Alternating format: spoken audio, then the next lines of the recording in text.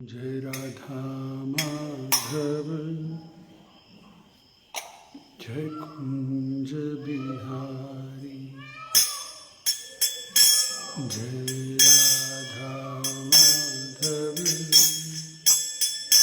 जय कुंज बिहारी। जय गोपी जन वल्लभ जय गिरिवरधारी। जय राधा माधव जय कुंज बिहारी। यशोदानंदन व्रज जनरंजन यशोदानंदन व्रज जनरंजन।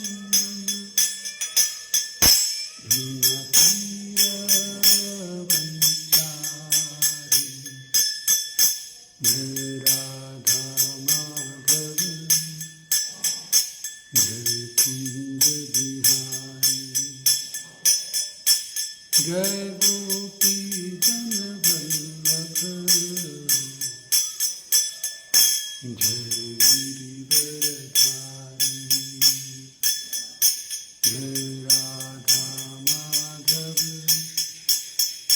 जय कुंज बिहारी।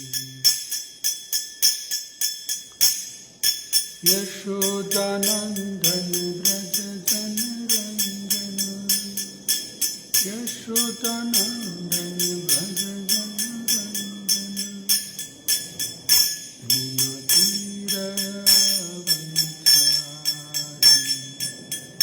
जय राधा माधव जय कुंज बिहारी।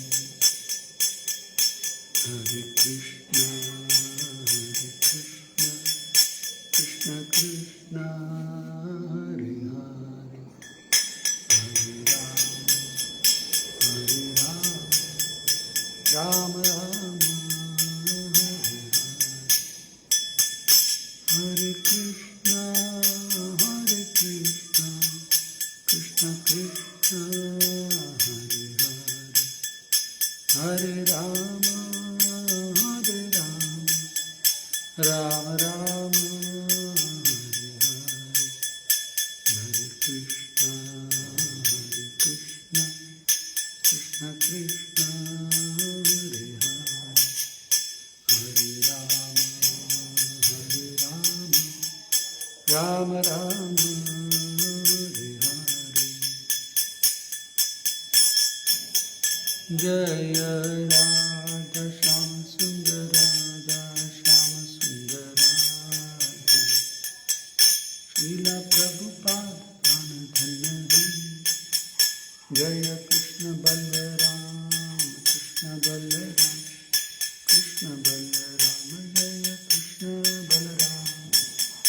जय निताय गौरंग जय निताय गौरंग निताय गौरंग जय निताय गौरंग निताय गौर हरि बोल हरि बोल हरि बोल हरि बोल।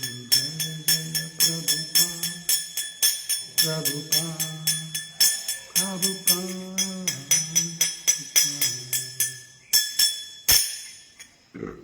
श्रीला प्रभुपाद की जय। ओम नमो भगवते वासुदेवाय। ओम नमो भगवते वासुदेवाय। ओम नमो भगवते वासुदेवाय। हे कृष्ण करुणा सिंधु दीनबंधु जगतपते गोपेश गोपिका कांत राधा कांत नमोस्तुते। तप्त कांचन गौरांगी राधे वृंदावनेश्वरी। वृषभानुसुते देवी प्रणमामि हरिप्रिये। वाञ्छाकल्पतरुभ्यश्च कृपा सिन्धुभ्येव च पतितानां पावनेभ्यो वैष्णवेभ्यो नमो नमः।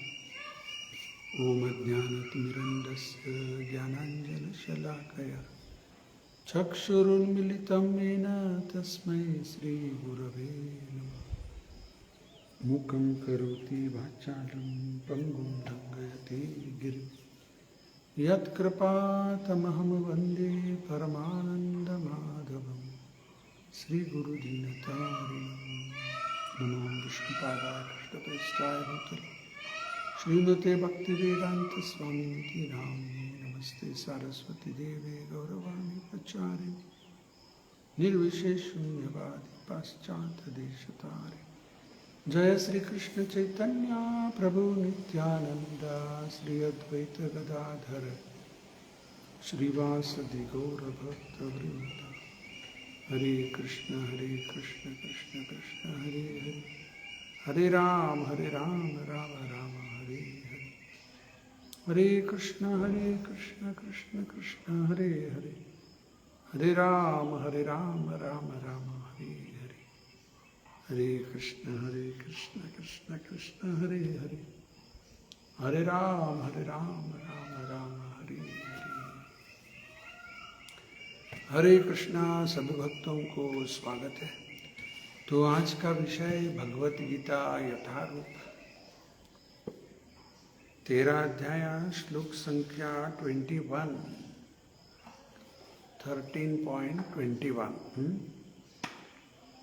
कार्य कारण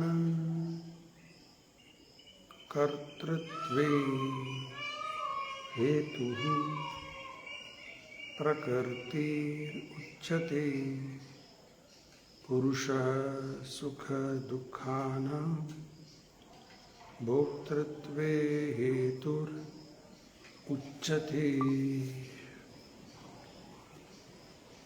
शब्दार्थ कार्य ऑफ इफेक्ट, कारण द कॉज, कर्तृत्वे in the matter of creation, हेतु द इंस्ट्रूमेंट, प्रकृति ही मटेरियल नेचर, उच्यते is said to be, पुरुषः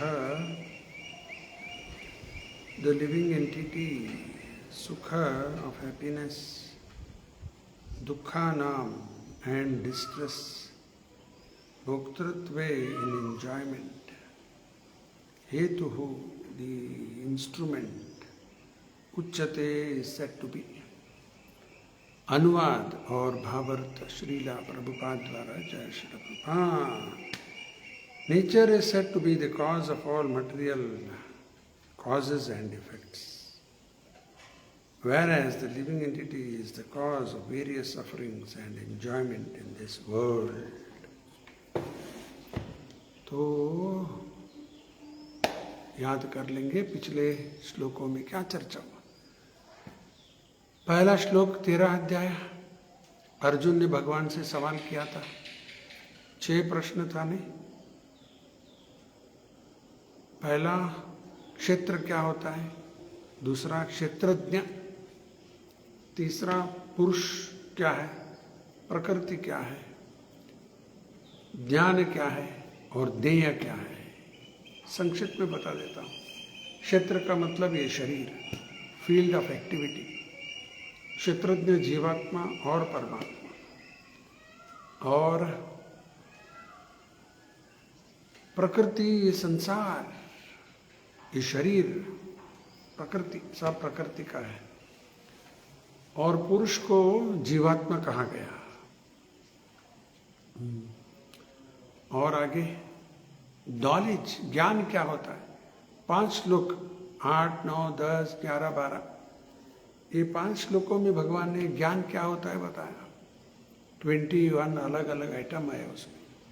तो ये सब ज्ञान, ये छोड़कर सब अज्ञान, अन्यथा सब अज्ञान। ठीक है। और ज्ञेय का मतलब ज्ञान से क्या जान लेना। ज्ञेय नोवेबल।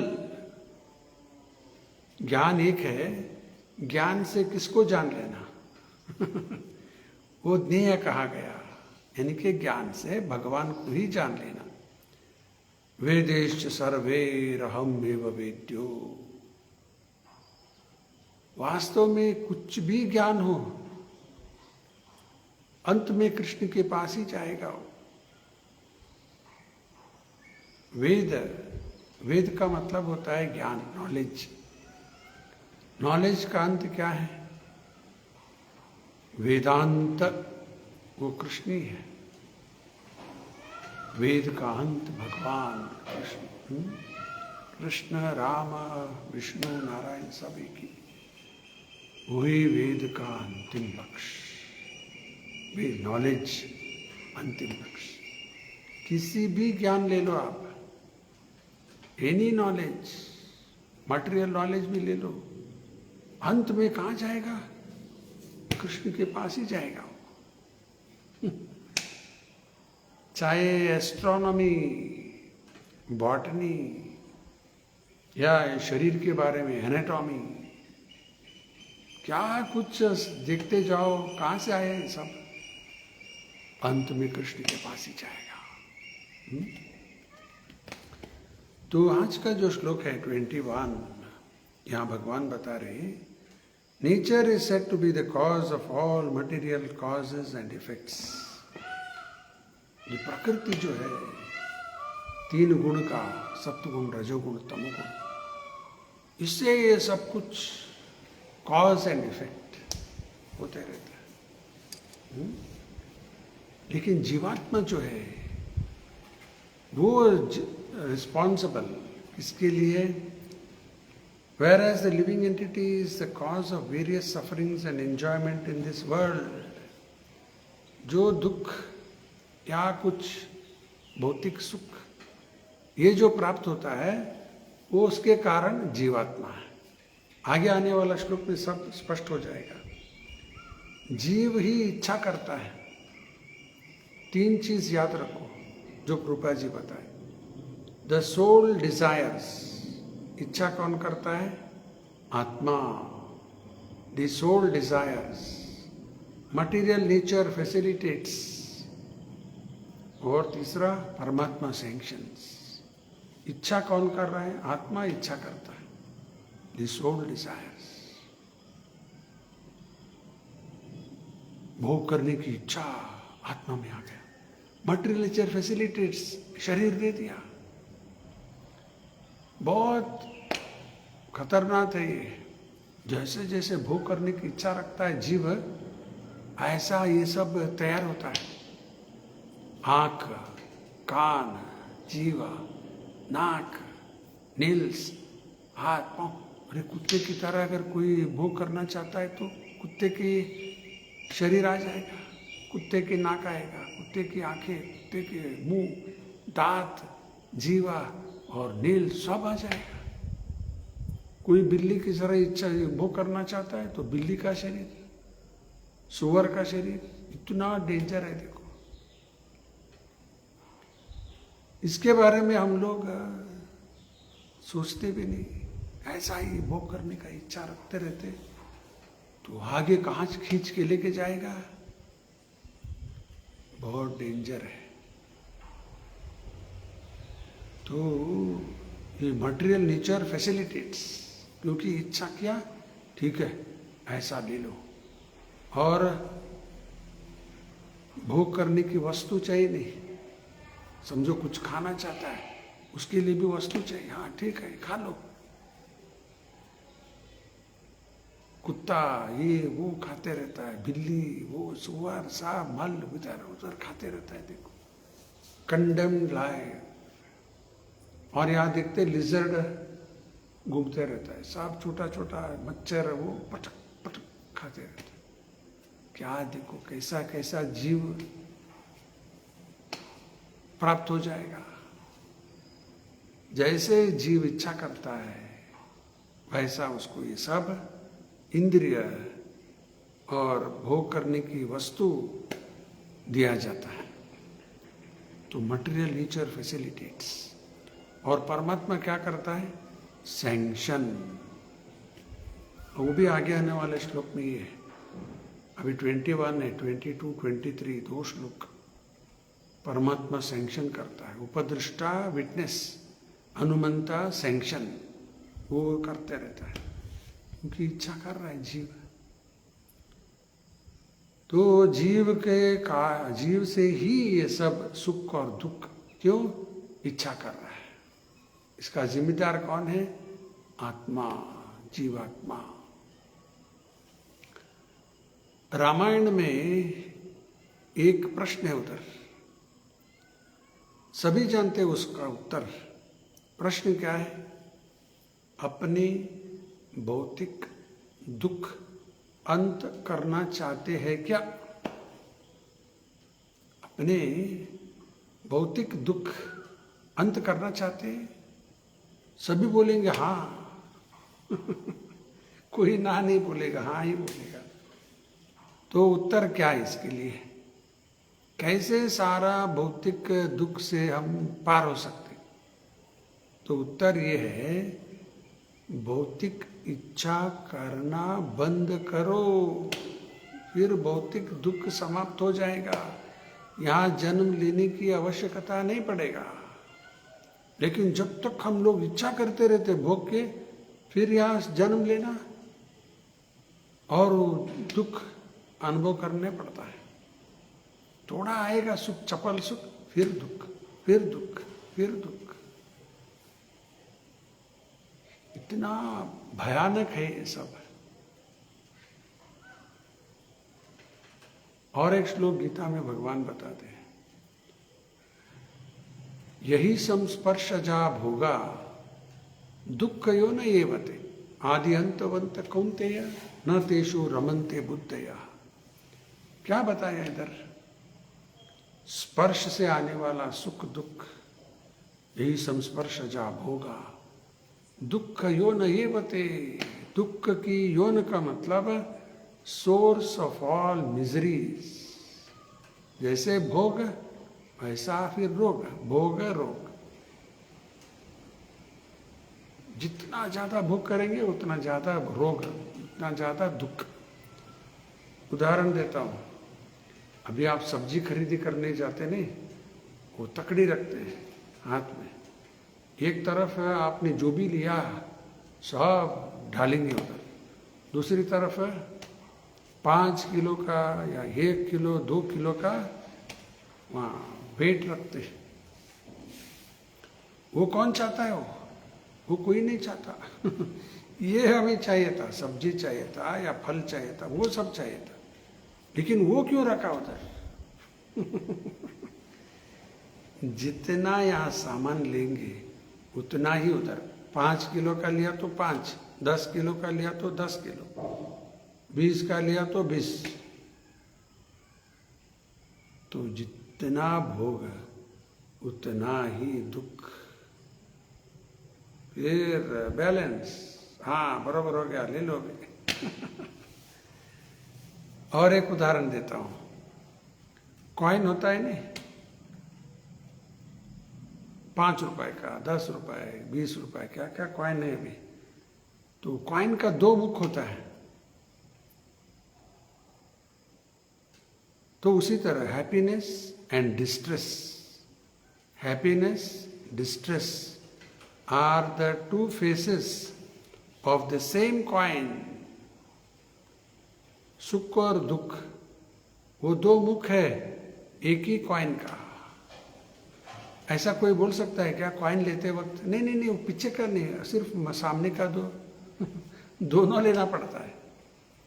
तो उसी तरह हम लोग सुख की अपेक्षा करेंगे और फिर दुख भी आएगा। तो ये साथ में आने वाला ही। तो जितना ज्यादा इस संसार में भोग करने की इच्छा रखते उतना ज्यादा दुख आते रहता है। तो क्या करना? भी भोग की इच्छा को वास्तव में मिटा देना है, लेकिन अभी मिटा नहीं सकते इमीडिएट। जरूरत से ज्यादा नहीं करना, रेगुलेट कर देना। अभी हमारी परिस्थिति में अभी हमें कोई बोला ये भोग बंद करो सब, रात को सोना भी नहीं। अरे कैसे, कुछ खाना नहीं, ये नहीं, ये नहीं, नहीं, हमारे लिए नहीं। वो सभी गोस्वामी लोग थे।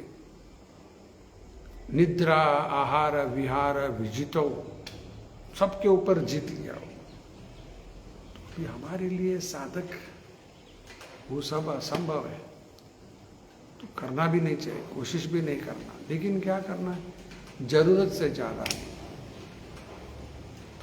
नींद तो चाहिए, 6 घंटा 7 घंटा ठीक है, नहीं 12 घंटा नींद चाहिए, वो डेंजर है, वो जरूरत नहीं होता।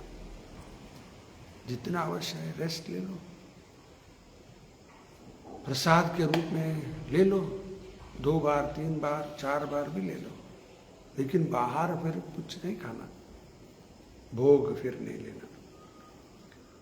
और निद्रा आहार विहार, थोड़ा बहुत एंटरटेनमेंट रहता है ठीक है, लेकिन जरूरत से ज्यादा कुछ नहीं करना। ये शरीर और मन दोनों स्थिर रखना है भगवान की सेवा के लिए।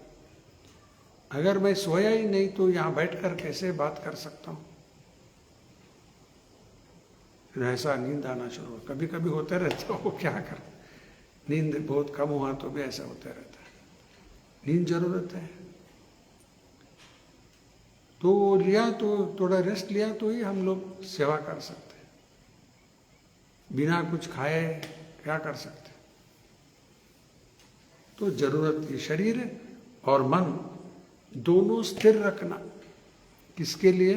भगवान की सेवा करने के लिए। उतना भोग परमिटेड, उससे ज्यादा नहीं। प्रभुपाद जी और एक उदाहरण भी देते हैं।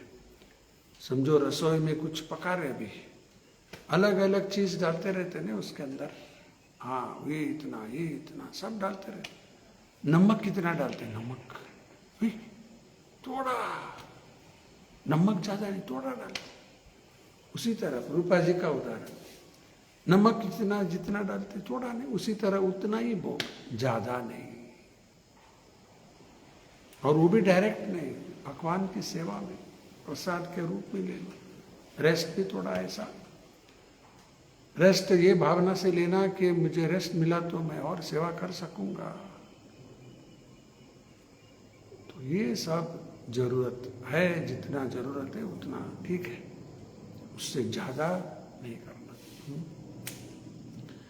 उसको क्या बोलते हैं? अत्याहार। अत्याहार का मतलब जरूरत से ज्यादा खाना, एक अर्थ। दूसरा अर्थ जरूरत से ज्यादा धन कमाना, अत्याहार।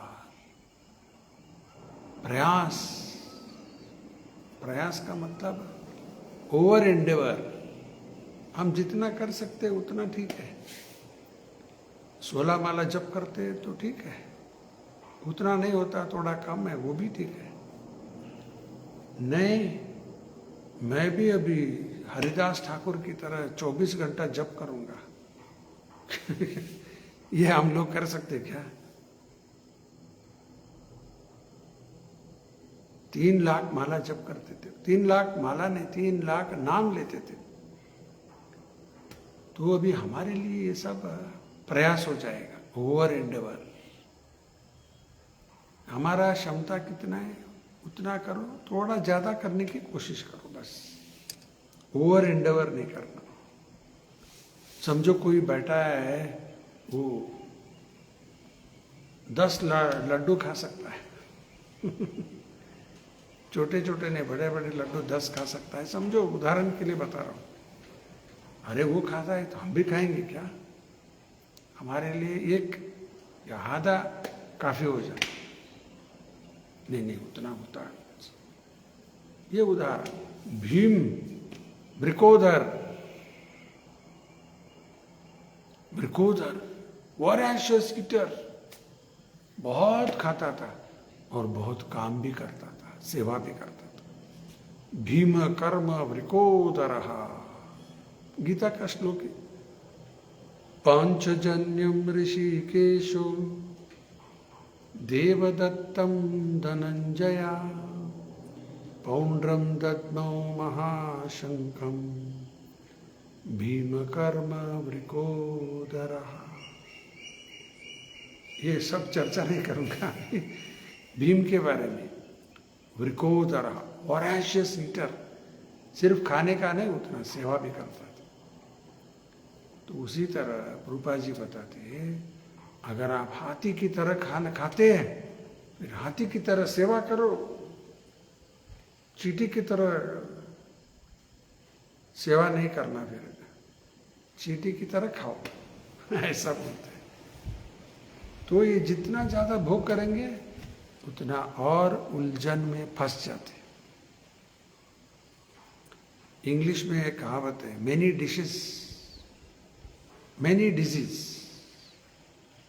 वो ये सब अलग अलग डिश, ठीक है, कभी फेस्टिवल है बात अलग है, रेगुलर नहीं, सिंपल फूड वो भी भोग करो, प्रसाद के रूप में ले लो, कुछ प्रॉब्लम नहीं। शास्त्र के अनुसार अगर हम लोग अपना जीवन बिताते हैं तो रोग से भी या कष्ट से भी दुख दूर हो जाएगा, जीवित रह सकते हैं आराम से, और अंत में भगवान के पास जा सकते हैं। तो देखेंगे प्रभुपाद जी तात्पर्य में क्या समझाते हैं। The different manifestations of body and senses among the living entities are due to material nature. There are 8,400,000 different species, and these varieties are creations, material nature. रूपा जी यहाँ पहला बता रहे हैं, ये भौतिक जो प्रकृति है वो इतनी सारी योनि है, 84 लाख योनि। तो हमें ये भी याद रखना, ये मनुष्य जन्म आने से पहले हम वो सब गुजर के आए यहाँ तक। 84 लाख योनि कौन से है वो देखो शास्त्र में उसका भी वर्णन है। 84 लाख योनि कौन से, आप लिख सकते हो, मैं बोलूंगा अभी। पहला है 9 लाख जलचर, जल में वास करने वाला, एक्वेटिक बोलते हैं इंग्लिश में, पानी में रहने वाला। 9 लाख वैराइटीज, हम वो सब होके आए, पानी में हम भी थे। 9 लाख योनि में सब गुजर के आए यहाँ तक। फिर आगे 20 लाख स्थावर जीव, फिक्स्ड, एक ही जगह में फिक्स रहता है ना, वृक्ष पौधे वो सब रहता है ना, प्लांट्स ट्रीज, वो कितने वैरायटी है, 20 लाख। किसी बॉटनी एक व्यक्ति को भी ये सब हिसाब नहीं रहेगा, शास्त्र में देखो। 9 लाख जलचर, 20 लाख स्थावर जीव, प्लांट एंड ट्रीज, तो 20 लाख हो गया। आगे 11 लाख रेप्टाइल इंसेक्ट, जो कीटाणु होता है, सांप होता है, वो 11 लाख, वो भी जा होकर आए। हाँ,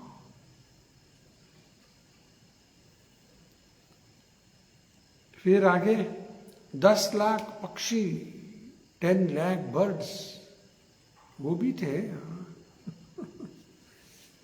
हवा में उड़ के जाते थे, तोते की तरह, कौवे की तरह, वो ये सब हो गया 10 लाख स्पीशीज। फिर आगे 30 लाख चतुष्पाद, 4 पांव वाला, हाथी, घोड़ा, कुत्ता, बिल्ली, शेर है, सुअर है, वो ये सब 4 पांव वाला, गाय है, भैंस है, ऊंट है, ये 30 लाख। फिर वापस जाना है क्या उधर? नहीं, अभी वापस वहां नहीं जाना, किधर जाएंगे फिर?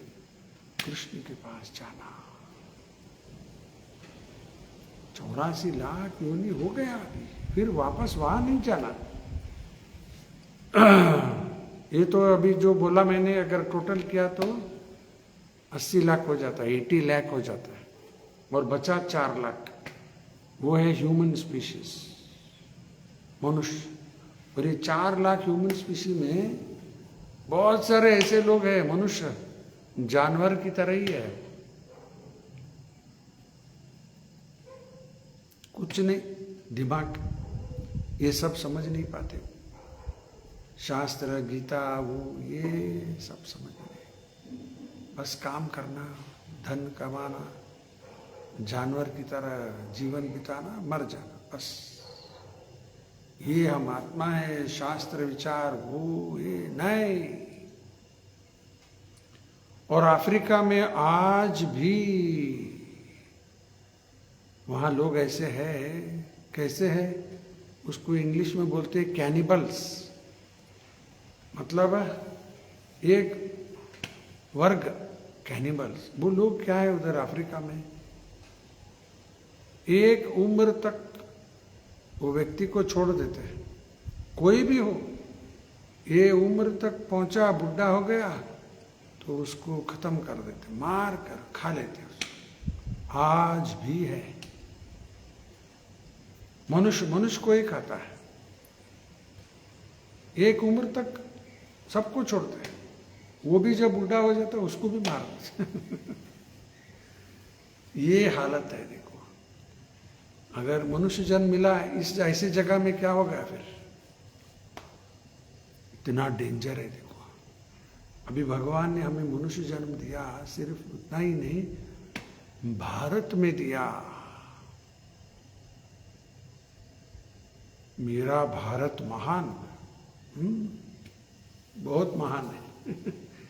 पुण्य भूमि, तपोभूमि, यहां हमें जन्म मिला है। प्रभुपाद जी बोलते हैं ये बहुत बहुत जन्म के बाद ऐसा जन्म मिलता है, जैसे अभी हम सब लोगों को मिला भारत भूमि में। और इसलिए भगवान चैतन्य महाप्रभु क्या बोलते हैं, भारत भूमि ते मनुष्य जन्म यारा, जन्म सार्थक करी करो परोपकार। जिसका जन्म हुआ है भारत देश में, भारत भूमि में, अपना जन्म पहला सार्थक करो। कैसे सार्थक होगा? भगवान के नाम का जप करना, गीता का पाठ, भागवत का पाठ, भक्ति सेवा में लग जाओ, पाप काम से दूर रहो, बस अपना जीवन सफल हो जाता है। जन्म सार्थक करी। हाँ, एकादशी व्रत करना। और हाँ ठीक है, हम लोग कर लिया तो दूसरों को बताना कि नहीं बताना? जाओ, हमें दूसरों को क्यों बताना? नहीं, करो परोपकार, दूसरों को भी बताना। आज ही मैं किसी का वीडियो देख रहा था, छोटा वीडियो, किसी ने सवाल पूछा, तो कैसे याद की शक्ति, रिमेम्बरेंस कैसे आएगा बच्चों के लिए, इसके लिए, ऐसा जनरल क्वेश्चन है। रिमेम्बरेंस, मेमोरी पावर कैसे अच्छा होगा, ऐसा प्रश्न पूछा। तो उत्तर में उन्होंने एक संस्कृत श्लोक बोले। श्लोक तो मुझे आता नहीं, लेकिन उसका अर्थ थोड़ा सुन लिया मैंने। यानी कि जो लोग, हम लोग जो पढ़ते या कुछ सुनते, उसकी जब हम लोग प्रचार करते, उसको फिर दूसरों को समझाते, वो हमें वो विषय में और गहरा में समझ में आना शुरू हो जाता है, और हमारा मेमोरी पावर ऑटोमेटिक इंक्रीज हो जाता है। जैसे मेरा ही उदाहरण ले लो आप, मैं हर दिन अभी चल रहा है, सुबह शाम, आज तो हुआ नहीं, मंदिर गया था, तो ये सब बोलते बोलते क्या हो रहा है, मेरी जानकारी और गहराई में जा रहा है, और मुझे याद शक्ति बढ़ता है। तो उसी तरह हम लोग जो पढ़ते सुनते, दूसरों को समझाना चाहिए। नहीं समझाए तो तो देखो उसका भी क्या होगा हालत। जो हम थोड़ा बहुत सुने थे ना, वो भी चला जाएगा।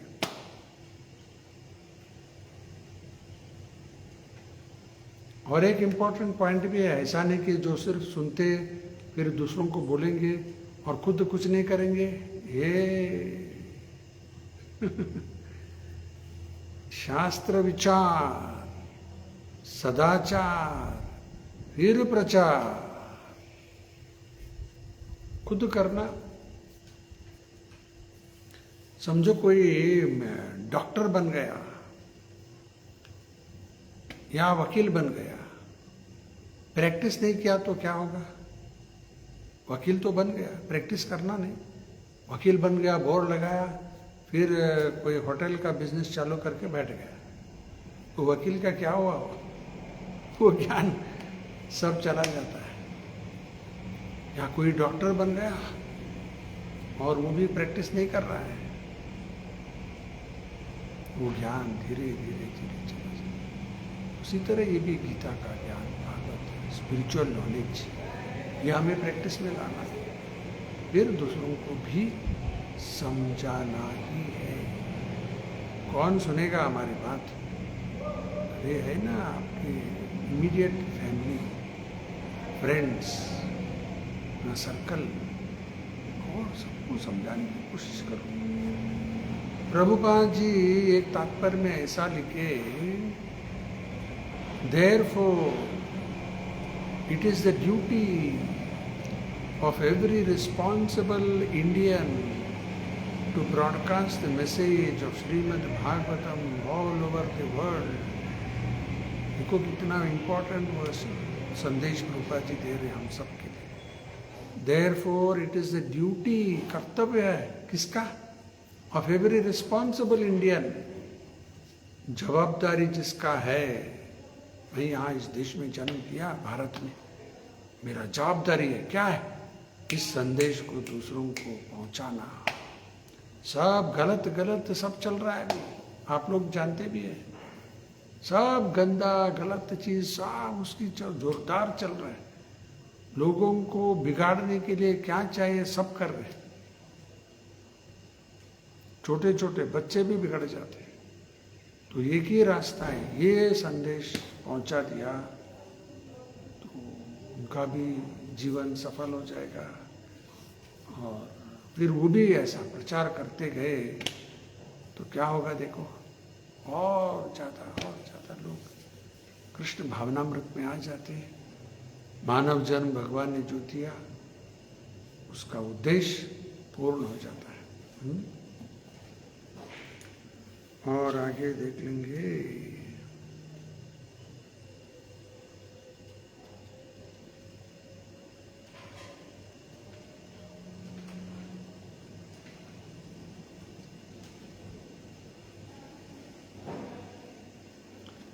तो प्रभुपा जी आगे लिख रहे हैं कि भौतिक सुख और दुख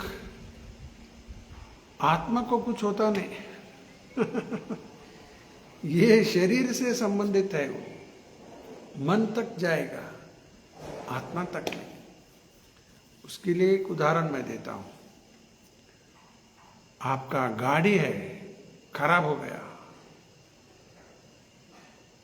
तो आपको कुछ हुआ है क्या?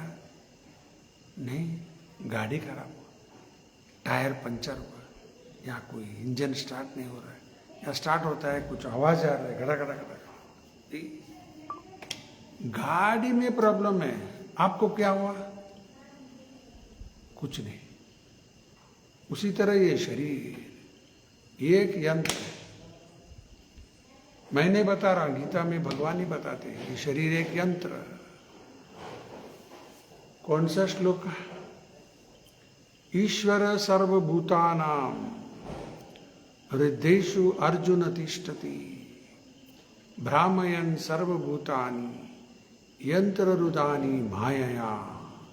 ये शरीर को भगवान यंत्र बोले, मशीन। यंत्र रुदानी मायया, ये माया का यंत्र है। ये तो ये मशीन है, ये गाड़ी है। इसको कुछ हुआ तो आत्मा को क्या हुआ? आत्मा को कुछ होता ही नहीं। नैनं चिन्दन्ति शस्त्राणि नैनं दहति पावकाः न चैनं क्लेदयन्ति आपो न शोषति मारुताः। आत्मा को कुछ होता ही नहीं। जो कुछ भी हो रहा है शरीर से हो रहा है। फिर क्या होता है? शरीर में गड़बड़ है, शरीर में प्रॉब्लम है, आत्मा को कुछ होता नहीं। लेकिन फिर भी दुखी हो जाते नहीं, क्यों?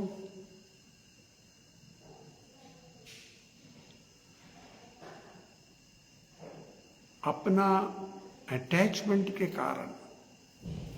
गाड़ी के ऊपर अटैच्ड है, कार के ऊपर अटैच्ड, किसी ने उसके ऊपर एक स्क्रैच डाल दिया,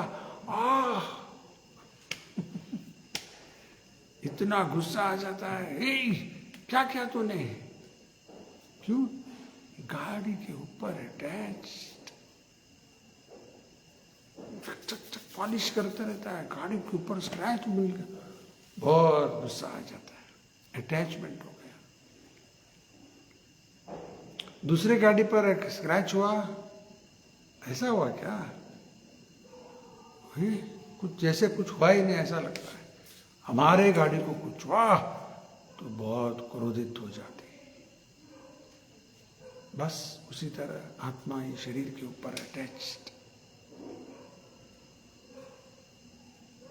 इसलिए माइंड वो सा बिगड़ जाता है अटैचमेंट के कारण। तो जब हम लोग ये शरीर ही नहीं है, तो ये शरीर से संबंधित जो कुछ भी हो रहा है, सुख दुख, आत्मा को क्या लेना देना है? कुछ नहीं।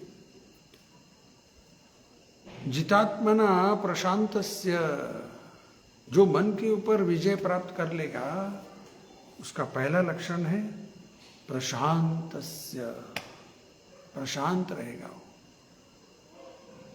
फिर आगे परमात्मा समाहिता, परमात्मा की प्राप्ति हो जाता है, कनेक्ट हो जाता है।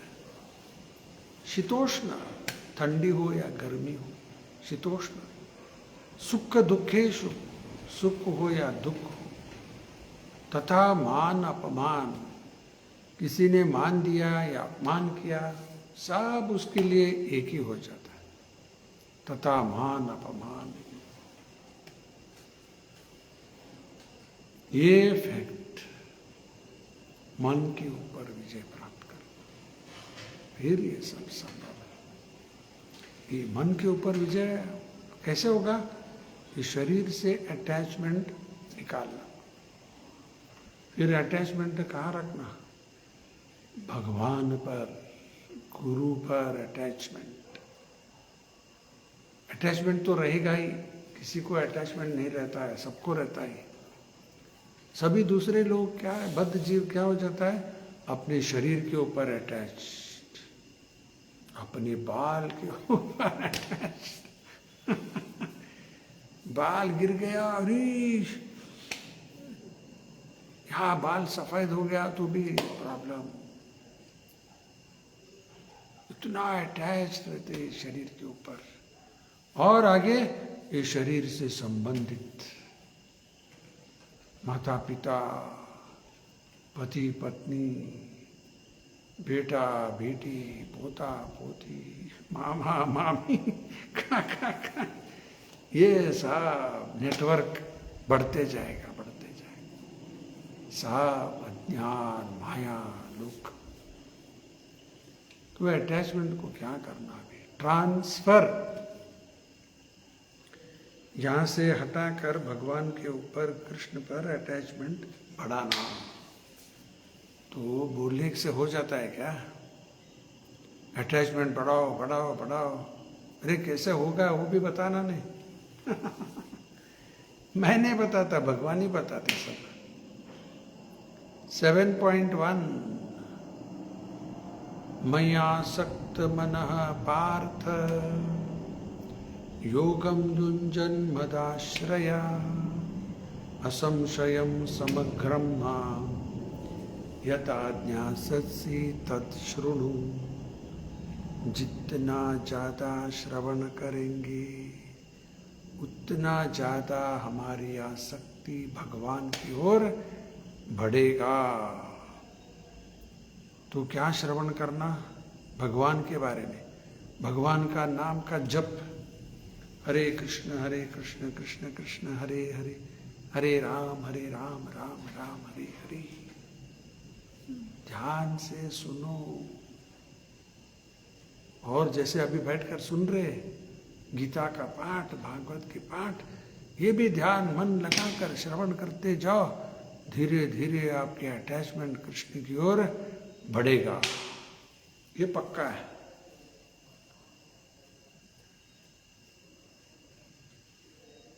हम लोग जप करते हैं या जब माला घुमा रहा है, वो इधर उधर देख रहा है, अरे हरे कृष्ण आइडिया आया, जब भी कर रहा है आइडिया आ रहा है उसको।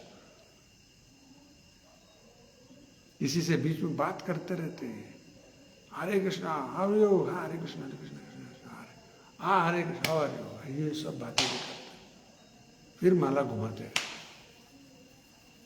ये सब बराबर। माधवेंद्रपुरी जो हमारी परंपरा में एक महान आचार्य है, वो खुद बताते हैं, नहीं उनके बारे में बताया गया, क्या बताया गया, हम लोग जितने आसक्ति से प्रसाद लेते हैं, जितने आसक्ति से सो जाते हैं, वो उतनी आसक्ति से भगवान के नाम का जप करते थे, और उनका ध्यान इसकी ओर जाता ही नहीं था। भूख लगा, प्यास लगा या नींद आ रहे, नहीं, दिन है रात है मालूम नहीं, उतनी आसक्ति से भगवान का नाम जप करते थे, जितनी आसक्ति से हम लोग खाते हैं और सोते हैं। तो ये फर्क है। तो हमारा आसक्ति बढ़ना, ये हमें याद रखना। जब जप करते, ये समय जप करने, कृष्ण के साथ मैं संग कर रहा हूं। जहां गोवर्धन में इतना अच्छा वातावरण है, दिन रात यहाँ मोर की आवाज आते रहता है। गाय तो है ही, बाहर गाय रहता है, मोर, इतना शांत वातावरण जप करने के लिए बहुत अच्छा। लेकिन कोई भक्त लोग लाभ नहीं ले रहे, कुछ ही भक्त लोग आ रहे, जो आ सकते हैं वो भी नहीं आ रहे, जो नहीं आ सकते उनका बात तो क्या करना। लेकिन जो आ सकते आकर यहाँ जप करके देखो। सुबह के वक्त 5 से 8 बजे तक बहुत अच्छा होता है। तो ऐसा जप करने से हमारा आसक्ति धीरे धीरे बढ़ेगा।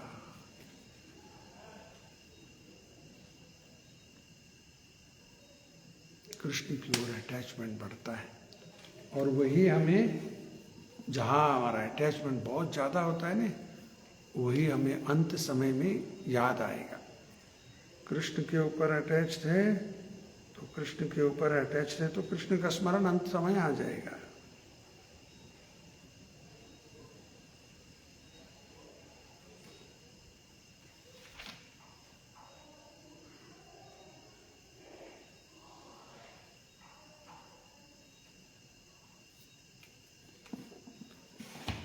तो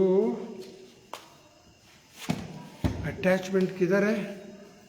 तो मरते समय वो याद आएगा व्यक्ति को। भरत वो हिरण्य के ऊपर अटैच्ड हो गया, मरते समय वो आ गया, उसको छोड़ता नहीं। देखो मन, माइंड, याद रखो ये सब। माइंड कैसा है? एक स्पंज की तरह है। स्पंज होता है ना, पानी पकड़ता है, ऐसा ये सब पकड़ के रखता है। और मरते समय क्या होता है?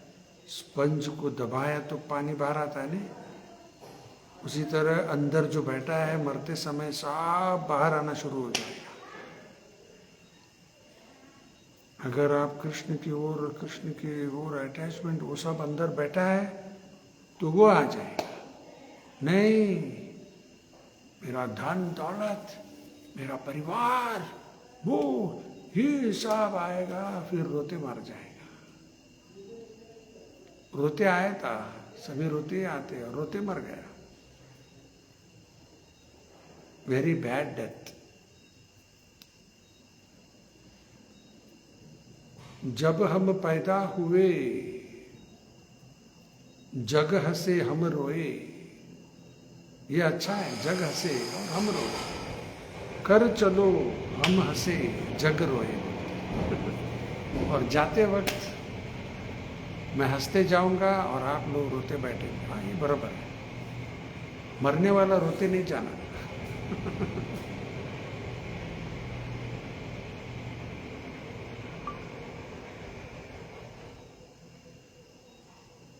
ये हिंदी सिनेमा का हाड़ गीत में भी है ना, रोते हुए आते हैं सब, हंसता हुआ जो जाएगा। वही शब्द है देखो इधर भी। जब हम पैदा हुए जग हंसे हम रोए। कर चलो हम हंसे जग रोए। तो उसके लिए हमारा अटैचमेंट भगवान की ओर है तो आएगा, नहीं तो नहीं आएगा। फिर दुखी होकर कैसे छोड़ के जाओ, दुखी होकर रोते मर जाएगा। अभी भी वक्त है। कितना है वक्त पता नहीं। अभी अटैचमेंट को बदलना है। उसके लिए और ज़्यादा श्रवण करो, भक्तों के संग में आओ, फिर धीरे धीरे धीरे चेंज होता है। तो समय समाप्त हो गया। कल सुबह 9 से 10 भागवत का प्रवचन करेंगे कन्नड़ में। कल शाम शायद मैं नहीं रहूँगा, मंदिर में जाना पड़ेगा, कुछ उधर सेवा है। तो कल शाम तो नहीं, सुबह तो इधर करेंगे 9 से 10। तब तक के लिए बहुत धन्यवाद। श्रीला प्रभुपाद की जय।